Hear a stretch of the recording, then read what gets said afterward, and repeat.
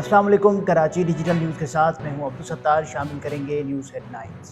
کراچی کے علاقے لانڈی نمبر 4 کے قریب ڈاکوؤں کی فائرنگ سے شاہ فہد نامی شہری کی ہلاکت کا معاملہ، ملزمان کو سی سی ٹی وی فوٹیج میں شناخت کر لیا گیا۔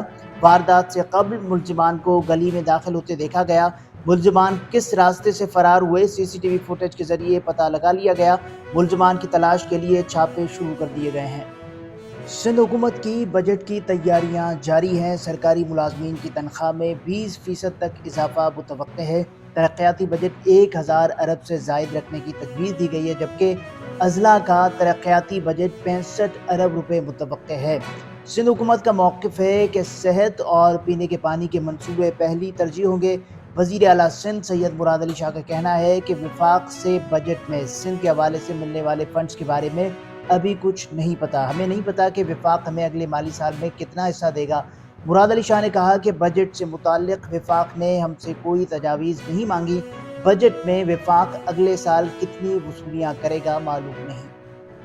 کراچی میں ایک ہفتے کے دوران کتنی موٹر سائیکلیں ضبط کی گئیں، اعداد و شمار نے حیران کر دیا۔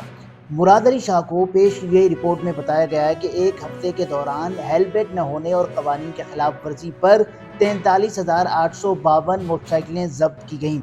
فینسی نمبر پلیٹس اور کالے شیشوں پر 3,951 گاڑیوں کے خلاف کارروائی کی گئی، جبکہ قانون کی خلاف ورزی پر 685 ہیوی اور لائٹ گاڑیوں کو تحویل میں لیا گیا۔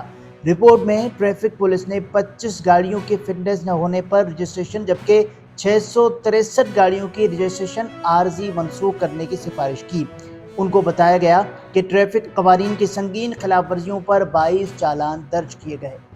ڈسٹرکٹ پولیس آفیسر مظفر گڑھ ڈاکٹر رضوان احمد خان نے مسائل کے حل کے لیے کھلی کچہریوں کا آغاز کر دیا ہے، اور اس سلسلے میں آج ڈی پی او مظفر گڑھ ڈاکٹر رضوان احمد خان نے شہر سلطان میں کھلی کچہری کا انعقاد کیا۔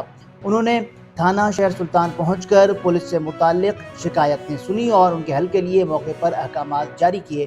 کھلی کچہری میں سائرین نے شکایات کے انبار لگا دیے۔ ڈی پی او مظفر گڑھ کا کہنا تھا کہ کسی کو عوام سے ناانصافی کی اجازت نہیں دی جائے گی۔